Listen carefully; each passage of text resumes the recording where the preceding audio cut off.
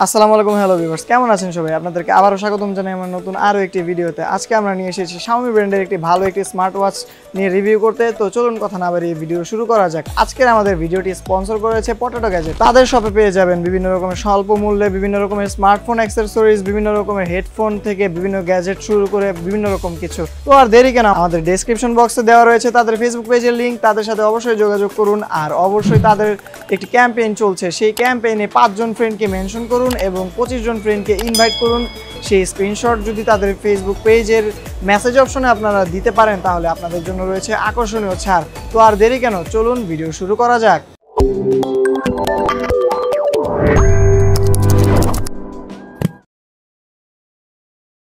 চলুন রিভিউ শুরু করার পূর্বে এর আনবক্সিং দেখে নেওয়া যাক। বক্সটি খুবই সুন্দর একটি বক্স, যা আমার কাছে খুবই ভালো লেগেছে। খুবই সিম্পল একটি বক্স।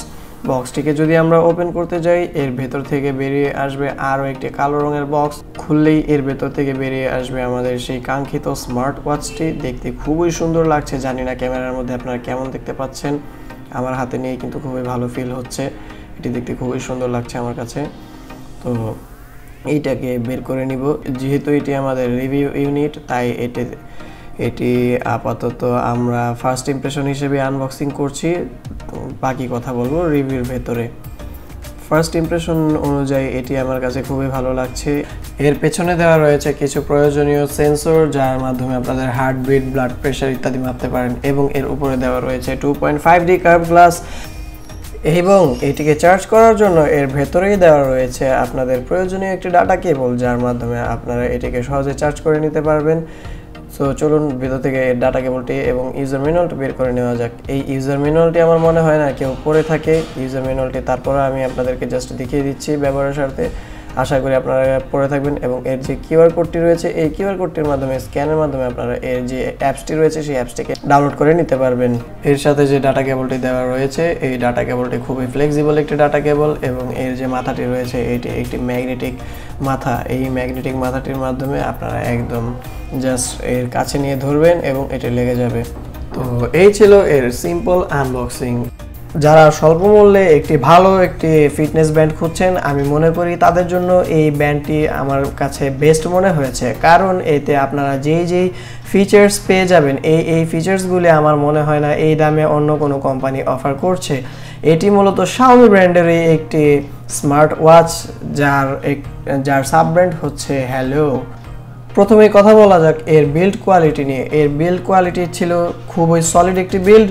এর উপরে যে ফ্রেমটি রয়েছে আমার মনে হয়েছে এটি মেটালের তৈরি। হ্যাঁ, পরবর্তীতে অবশ্যই দেখতে পেয়েছিলাম এটি মেটালের তৈরি, যা আমার কাছে খুবই ভালো লেগেছে। আর এর উপরে যে গ্লাসটি রয়েছে এটি হচ্ছে 2.5D কার্ভ গ্লাস। এবং এর প্রোটেকশন অনুযায়ী কি দেওয়া রয়েছে তা আমি এখন পর্যন্ত সঠিকভাবে জানতে পারিনি। আর এর উপরে যে প্রোটেকশন দেওয়া থাক বা না থাক, আমার এই কয়েকদিনের ইউজে আমার তেমন কোনো স্ক্র্যাচ পড়েনি। তারপরও যেহেতু ঘড়ি জিনিস বলে কথা, ঘড়ি দিয়ে অবশ্যই প্রোটেকশন একটা দেওয়া দরকার ছিল। এবার কথা বলা যাক এর পোর্টস এন্ড বাটন নিয়ে। পোর্টস এন্ড বাটন হিসেবে এতে থাকছে মাত্র একটি মাত্র বাটন, যা হোম বাটন এবং ব্যাক বাটন হিসেবে কাজ করবে। এবং এর উপরে রয়েছে নেভিগেশন প্যানেল। নেভিগেশন প্যানেলটিকে উপর থেকে নিচে টান দিলে আপনারা মোবাইলের মতো ব্রাইটনেস কন্ট্রোল, সেটিংস ইত্যাদি এরকম ফিচার্স পেয়ে যাবেন। এবং ডানে বায়ে করলে আপনাদের যে ফিটনেস ব্যান্ডের যে সকল ফিচার্স রয়েছে সেটি আপনারা পেয়ে যাবেন। আর এর পেছনে দেওয়া রয়েছে একটি চার্জিং পোর্ট। এই চার্জিং পোর্টটিকে ব্যবহার করার জন্য দুই পাশে রয়েছে দুইটি ম্যাগনেট। আর এই ম্যাগনেটের মাধ্যমে আপনাদের যে ডাটা কেবলটি রয়েছে জাস্ট এর কাছে নিয়ে ধরবেন এবং এটি অটোমেটিক লেগে যাবে এবং এটি চার্জ হওয়া শুরু হয়ে যাবে। তবে এর মধ্যে একটি ত্রুটি হচ্ছে, এতে আপনারা কোনো রকম ডাটা ট্রান্সফারের সুযোগ পাবেন না। তো ডাটা ট্রান্সফার করতে হলে আপনাদেরকে অবশ্যই মোবাইলেই ডাটা ট্রান্সফার করতে হবে। এইখানে জাস্ট এই কেবলটি দেওয়া হয়েছে অনলি আপনাদের চার্জ দেওয়ার জন্যই।